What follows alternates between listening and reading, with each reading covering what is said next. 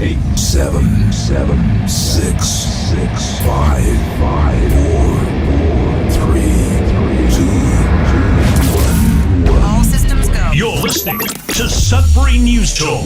I want to show you something. Stand by. On the morning shift. Anything Could happen. Sudbury News Talk on the morning shift.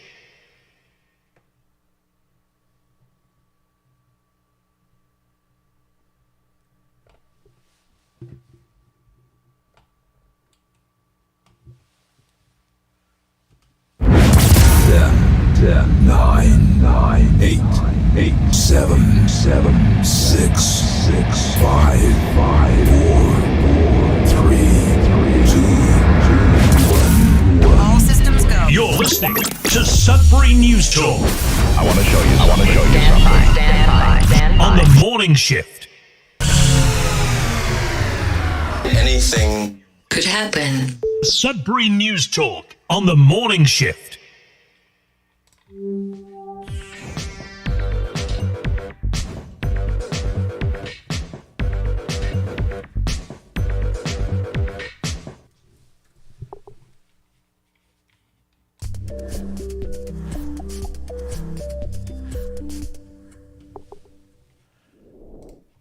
And good morning, everyone. Welcome to Sudbury News Talk on the morning shift. I'm AJ Walsh, and I'm glad to be here with you.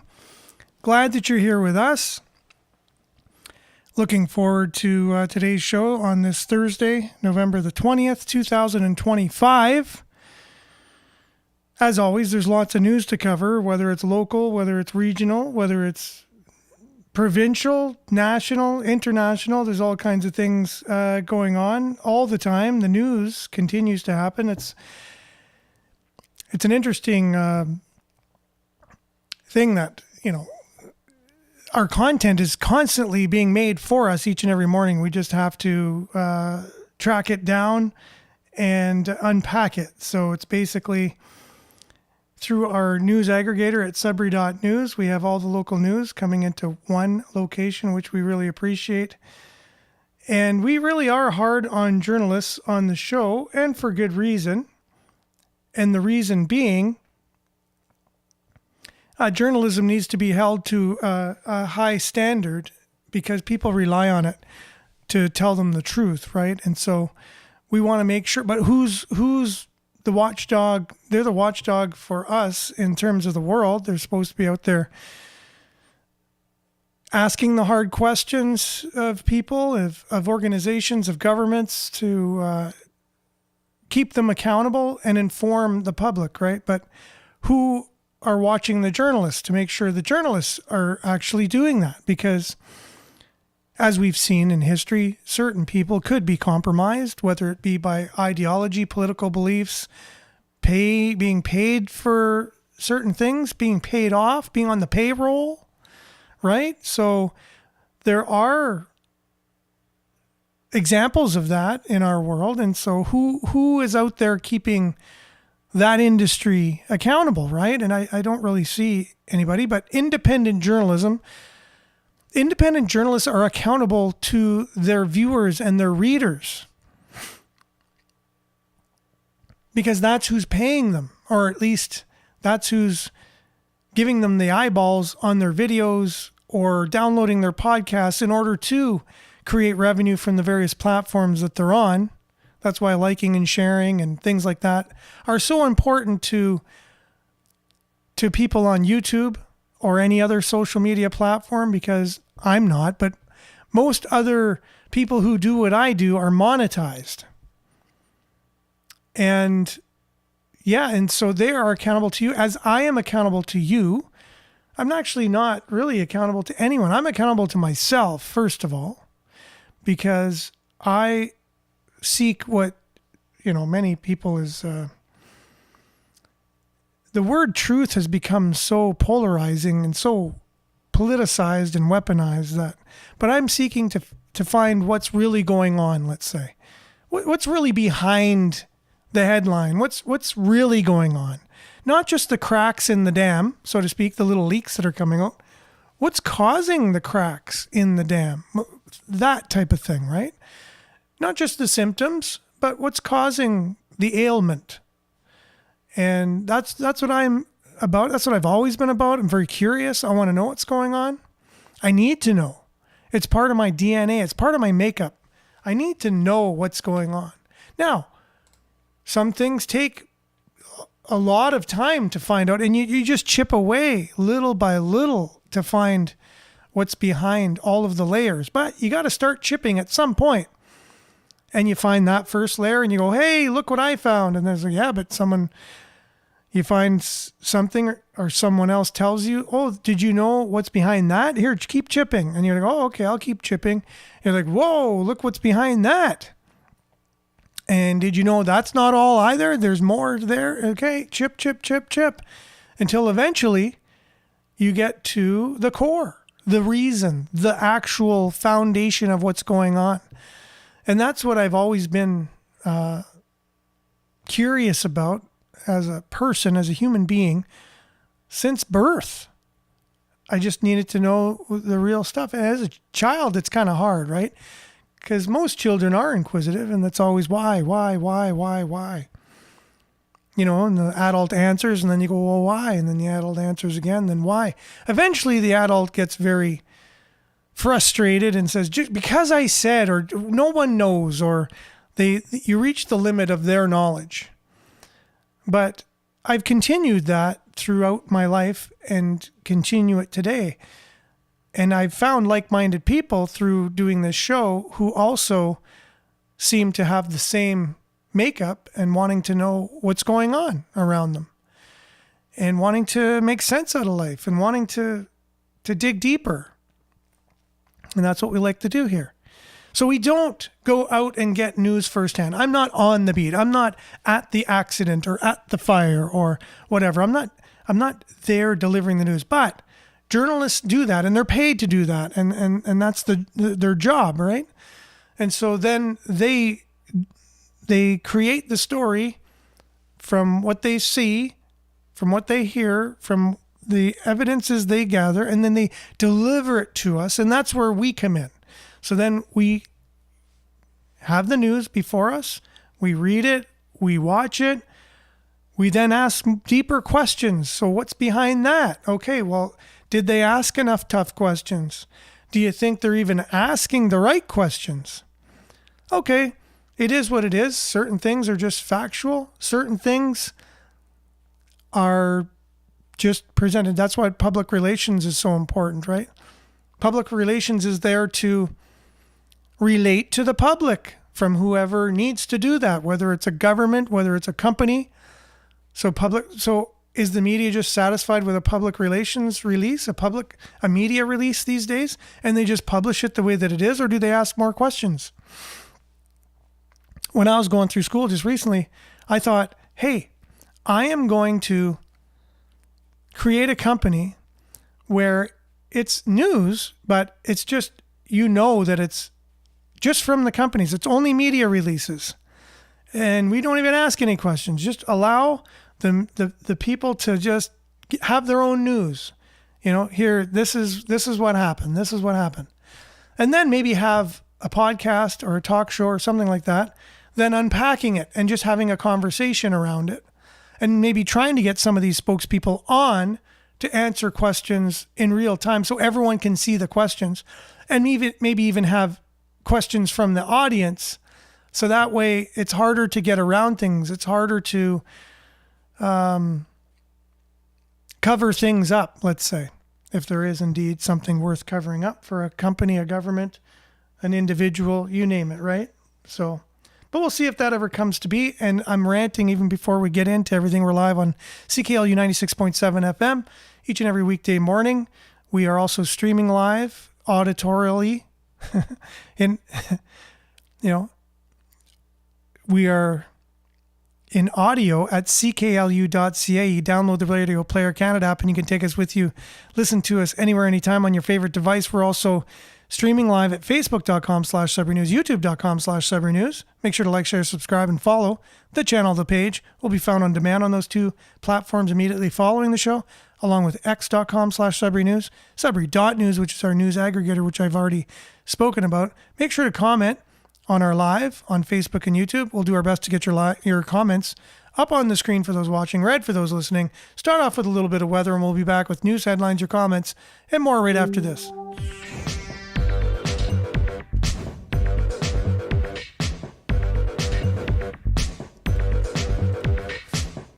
And as usual, Sudbury weather brought to you by sudburyweather.ca. Currently, it's -4 degrees. It's mostly cloudy out there. Today, we can expect mainly cloudy, periods of rain or snow beginning late in the afternoon. Wind becoming 20 kilometers per hour from the south. The high will be +3. That's probably why, because the wind's coming from the south. Wind chill -8 this morning. UV index 1 or low. Tonight, periods of rain or snow. Wind coming from the southwest, and then temperatures steady near +2. So it's a little milder tonight. And then tomorrow, mainly cloudy, 40% chance of flurries or rain, and high of +3. Then overnight, tomorrow night, cloudy with a 40% chance of flurries with a low of -8. And then Saturday, -2 and sunny. Sunday, 5 degrees, 40% chance of showers. Monday, 2 degrees, 30% chance of showers. Cloudy on Tuesday with a high of 1, +1 that is. Wednesday, high of +1, 40% chance of flurries or showers. So possibilities of precipitation very high. That is your Sudbury weather, brought to you by sudburyweather.ca. We'll be back with news headlines, your comments, and more right after this.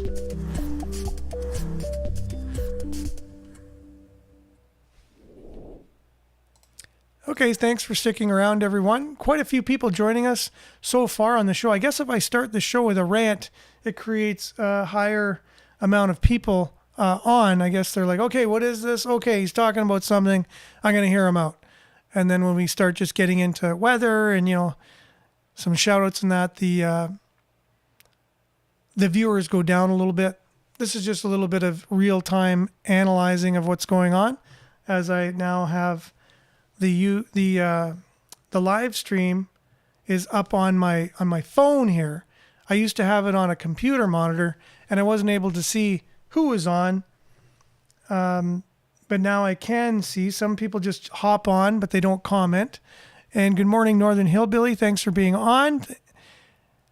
Nana, good morning. Blessings, everyone. You got your prayer emoji, smile emoji, much needed, much appreciated. Betty, good morning. And good morning to you as well. Marianne, good morning, everyone from Barrie, liking and sharing as usual. Monique is from Sudbury, so she's good morning, Sudbury. Happy face emoji. Judy, good morning to you. Denise, good morning, everyone. Larry, good morning. My fellow Canadians. Hazel, good morning. Prayer emoji, much needed, much appreciated. Belinda, with a positive statement of the day as usual. Good morning. When you start seeing your worth, you'll find it harder to stay around people who don't. Don't be afraid to build new tribes. So when you start seeing your worth, you'll find it harder to stay around people who don't. Don't be afraid to build new tribes. And that is so true. We are coming into our own. We're on a quest sometimes to, as I mentioned at the beginning of the show, a lot of us as well want to know what's going on in the world, but that includes who we are, like who we are, where do we come from, why are we here, where are we going? And even if you're just stuck at stage 2 and just who am I, well, that's great too.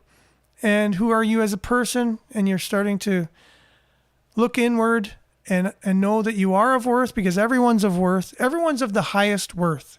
You begin with that. And then your actions might deplete, I guess,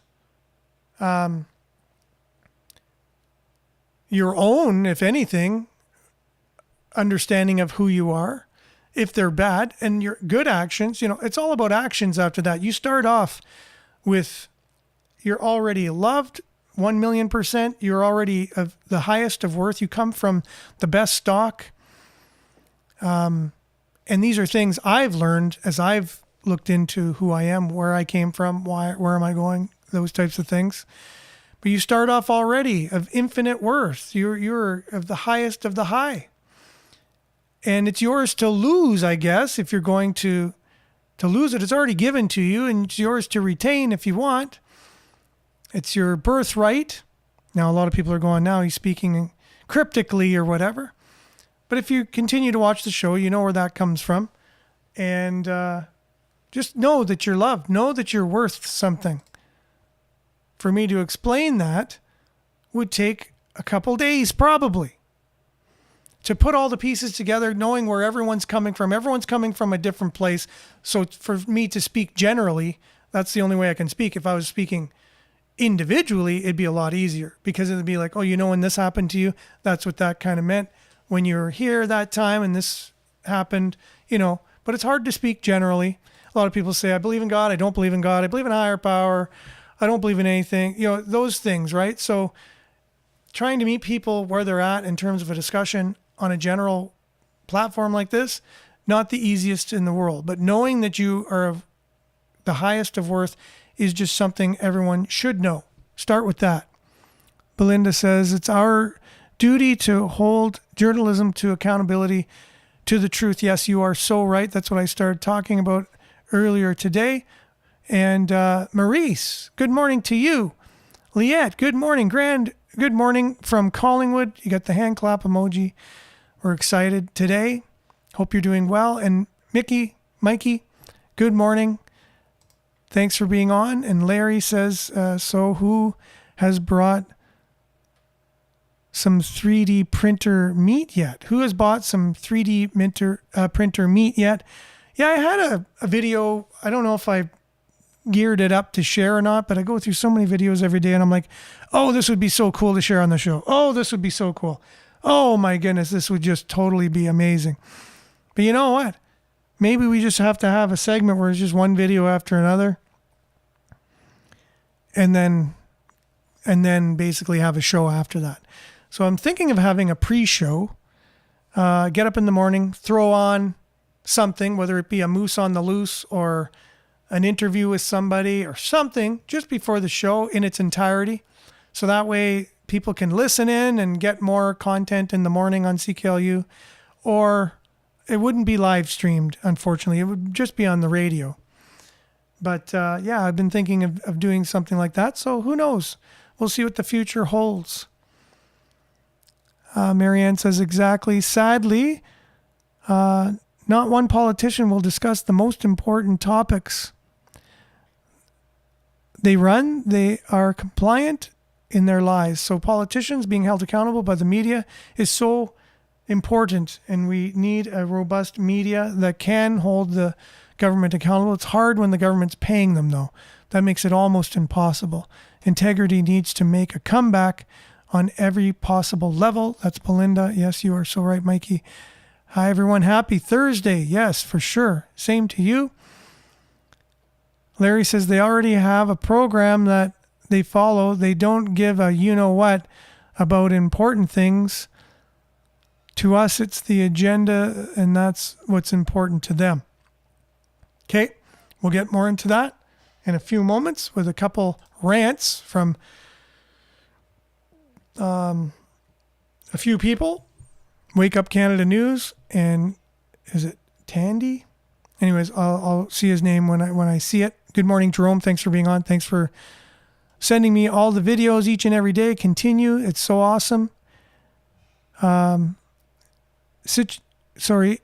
Is intuition the voice of God? ? I listened to mine and my life was saved. Walk on. Again, right? So these conversations, if I was to have a conversation one-on-one with you, knowing that that's your experience, we would begin the conversation almost where that starts.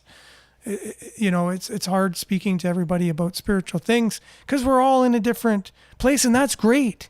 It's great to all be in a different place because we're all unique. We all have our own journeys, and that's awesome. And but we're all brothers and sisters. So that's the thing. We're all living a unique life, but we all are on a common earth with a common, trajectory that we're all on. We're in the same country. We have the same economy. We have the same history. We have the same, you know what I mean? There's so many commonalities. We are so close, but yet we're all unique. We're all unique, but we are also very, as brothers and sisters, we all have a lot in common as well. We all come from the same place. I believe that has been happening for a while, and we are just being made aware of it. And that's Marianne and Northern Hillbilly. Ignorance is bliss. Yes, 1,000,000%. Mikey, just stay away from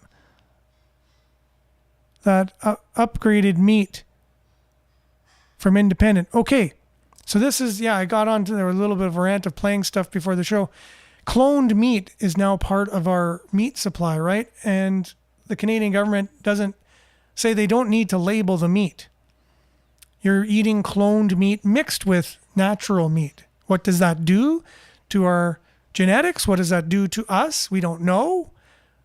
No one's done the studies, or have they? If they have, they haven't been public of what happens when humans eat cloned meat. We know when cows eat their own meat, what happens, right? We've seen that before, mad cow disease. So interesting stuff happening in our world. Let's dive right into it with some local headlines here. And then we're going to get to some more national stuff. So Greater Sudbury Community Action Network. We talked about this. I think I'd like to revisit it for a second here. Okay, so I'm going to go back to doing what we're doing here. The Greater Sudbury to Kill Community Action Network. Take our poll. There are 20 CAN groups spread throughout the city, but consultants say it's cumbersome and outdated, right? So that's a Sudbury Star article. We also shared this on our Facebook page, right? So there's a picture of City Council. The city is looking at ways to scrap community action networks in favor of more modern approaches supporting ward-based initiatives. I hope they give what it is instead so I can get the acronym again. During Tuesday's council meeting, councillors voted in favor of developing a new approach to supporting community groups and volunteerism as part of the transition away from the CAN program. Okay. Challenges will include the suppression of current standard operating procedures in terms of engagement, the suspension of CAN meetings, the development of a community registry, the development of a micro grant or stream for grassroots community activities. The city hired Hamilton-based Stuckless Consulting, Inc. to review the CAN program. Based on that research, consultants recommended a gradual transition away from the CAN program model and for the city to focus on continuing to support community-led initiatives through various city programs and platforms designed to encourage and guide community volunteerism and activities. A gradual transition period intended to ensure that activities and programs of CANs remain supported while new approaches to supporting community groups and volunteers are developed and finalized. What could go wrong? In Sudbury, trying to develop new programs and new initiatives. At least it's the devil with the CAN programs, right? So now we're just like, hey, let's just try a bunch of things. Let's just try other things, The CAN was a way to, Community Access Network was a way for,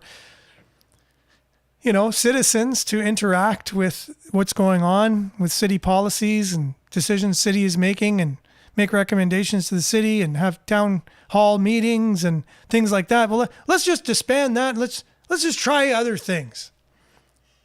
Let's just try things. See what happens. It's like, okay.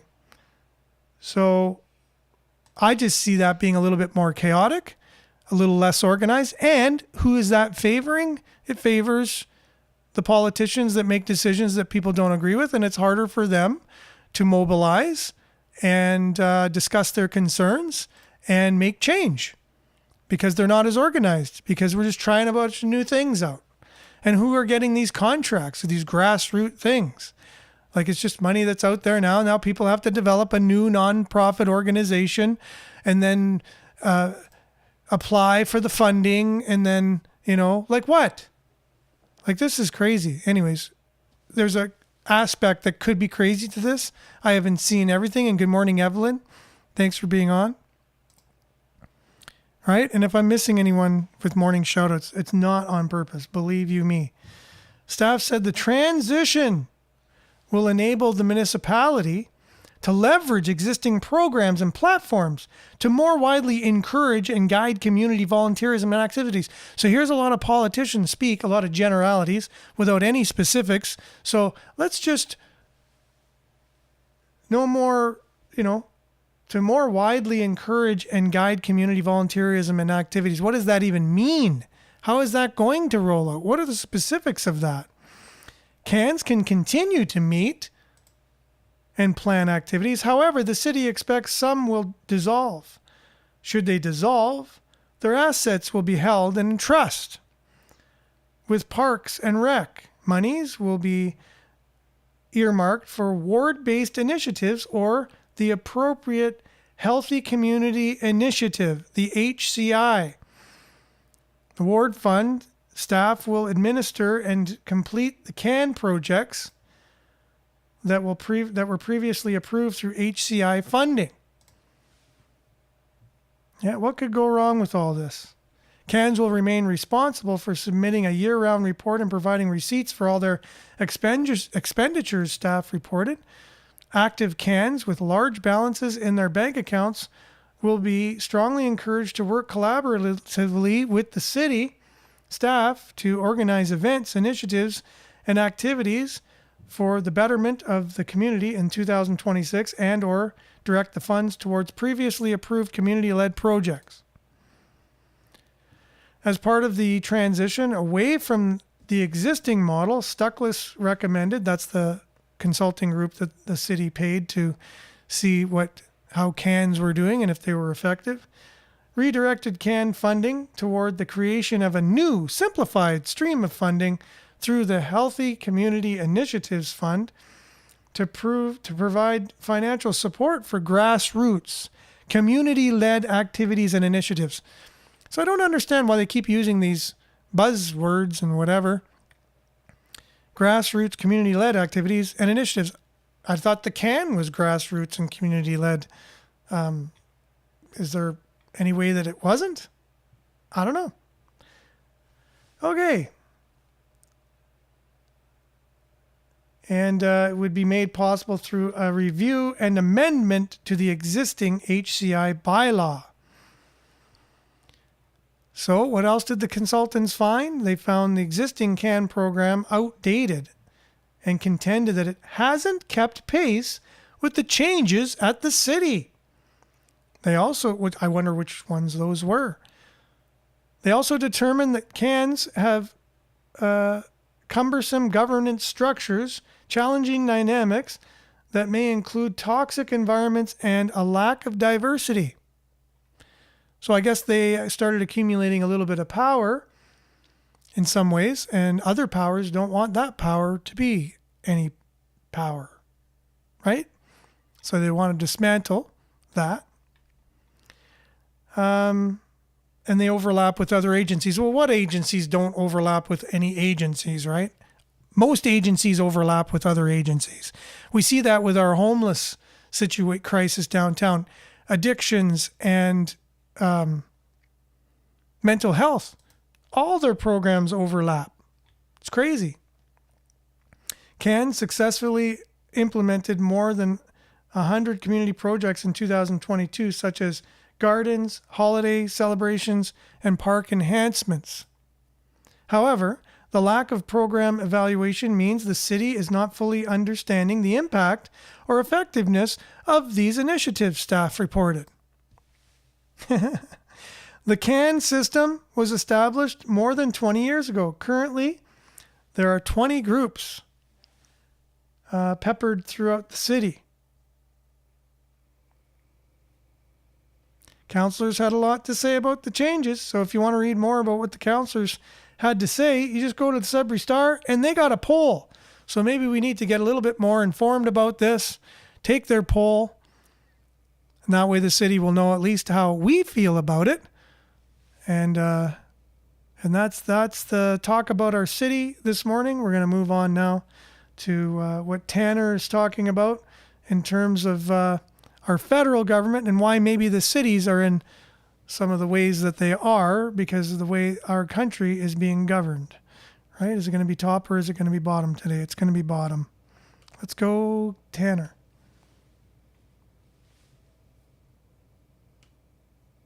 Okay. Yeah, that he's different. All right. So there's some technical difficulties with Tanner, but that's okay. He's eventually going to play here, and here we go. Mark Carney likes to project the idea that he's different than Justin Trudeau, but economically and fundamentally, he's not. And he proves that in two ways with the latest budget. First, like Trudeau, Carney loves to spend. Unfortunately, he's great at spending. And second, also like Trudeau, Carney is great at lying about the spending. He's great at distorting the facts so that Canadians are unable to understand just how deep the hole that Canada has dug itself in really is. Here is one such example of what I'm talking about. It concerns something called net debt. This is from the Canadian budget. Here's what it says. The budget is grounded in fiscal responsibility. Yeah, right.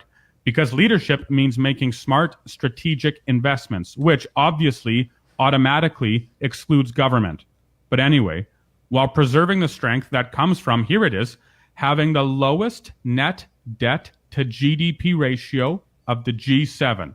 Having the lowest net debt to GDP ratio of the G7. That's quite the statement. And it is repeated across the budget. Here is a table or a graph that shows that Canada has, look, the lowest net debt to GDP ratio in the G7, only 13.3% compared to Germany and the UK and the US and so on and so on. So surely we must have a robust financial system in this country. Canada must be performing marvelously compared to these other countries. I mean, look at how often the budget repeats this fact. Lowest net debt to GDP ratio. Look, lowest net debt to GDP ratio. Look, lowest net debt. Oh, and a chart and a graph and so on and so on. But of course, you and I know that something is wrong with this picture. Something is wrong with this data. All we have to do is look at our neighbors. All we have to do is look at ourselves. Canadians are struggling to pay rent. They're struggling to make car payments. They're struggling to put food on the table for their families. For that matter, they're struggling to provide for their families and live life as life is meant to be lived. So what is wrong with this data? Where does government mix things up? Well, believe it or not, in this little footnote, they begin to tell us. When you look at this little footnote here, you see that the internationally comparable definition of all levels of government include the central, state, and local levels. Okay, fine. For Canada, this includes the federal, provincial, territorial, and local and Indigenous government sectors, now watch, as well as the Canada Pension Plan and the Quebec Pension Plan. There it is. There's the problem. So you and I know that on a balance sheet, you have assets and you have liabilities. You have assets and you have liabilities. And the government of Canada has a lot of liability. It spends a lot and it loves to promise a lot of things to a lot of people. That's an issue for government because they have to balance the books. So how are they going to do so? How are they going to scrounge up the hundreds of billions of dollars plus to make the books at least supposedly equal? Well, here is one such way according to this footnote. Look, they go here to the Canadian Pension Plan. Here is the Canadian Pension Plan, and you notice that the Canadian Pension Plan has accumulated an asset pile with your money, investing the money that you gave them, of $777.5 billion. That's a pretty large pile of asset, and it's supposed to be reserved just for you, only for you, the pensioner. This is not to be used for government.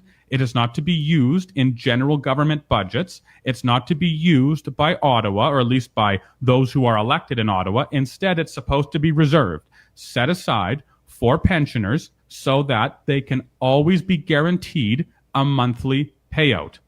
That is, of course, if people stop paying into the pension would have some money left over to pay out seniors. So it's just for them.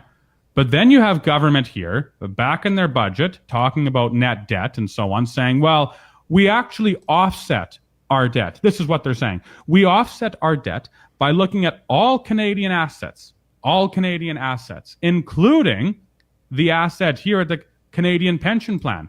So by talking about Canada's lowest net debt to GDP ratio in the G7, the government is saying, yeah, we take this number, which we're not supposed to, we include it in our assets, and we let that level off our books, in a sense. We allow it. We use it to make our financial position look far stronger than what it actually is.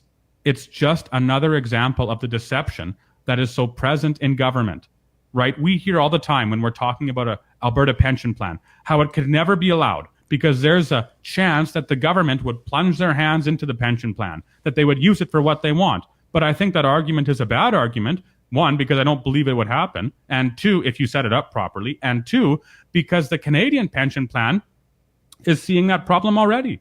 You have government right now who is using the pension plan to offset its books, to say it has the lowest net debt to GDP ratio in the G7. They are distorting the numbers. They're lying about the numbers. They're making their books look better than they are. And they don't look very good to begin with, but they're making them look better than they otherwise would actually show themselves to Canadians. And they continue, the government continues, Carney's government continues this long, convoluted maze, this labyrinth of lies to deceive Canadians. Mark Carney likes to project the idea that he's different than Justin Trudeau, but economically and fundamentally, he's not. So yeah, a labyrinth of lies. Well, that's an interesting way to term it. A labyrinth of lies. Well, we know that it wouldn't be the first time that a politician has sent something other than the truth, right? So that's a little foray into why you might be hearing the Liberal government say we're in such a really good financial position, but it's all a lie. And you might not have a pension when you need one because they're using that as an asset to show that, look how strong we are financially. But that's a pension. You can't play Russian roulette with your pension. You can't use that money to invest. You've seen what they've done with Stellantis. What is it, $15 billion to Stellantis? Imagine if they gave some of our pension money to them to, like what they call invest. I don't need your investments. Just keep it where it is. Thank you very much. Don't use that money. You know, they're using our money to show that we're financially strong. But it's not even their money. It's not Canada's money. It's the citizens' money. So if you were to put the books rightfully where they need to be, like and put everything in the right categories, I wish there was a forensic person who'd be able to show us exactly what it really looks like, not what the government is portraying it to look like. We would know exactly what situation we're in. But we see hyperinflation. We see rising numbers at the food bank. We see the amount of homelessness. We see, home prices so high that our kids can't afford them. Our kids can't find jobs. We see the state of the country. You can say all you want that we're in such a good position, but we're not, and we're living in it, and it's only going to get worse. So that's all the time we got for today. I was going to play another video from Wake Up Canada, but glad that you're able to be on. Make sure to remember to stay aware, like, share, take care. We'll be back same time, same place on the same platforms tomorrow, God willing. Have a safe and wonderful Thursday, everyone. And stay tuned now for Earshot Daily on CKLU 96.7 FM. Ciao, everyone.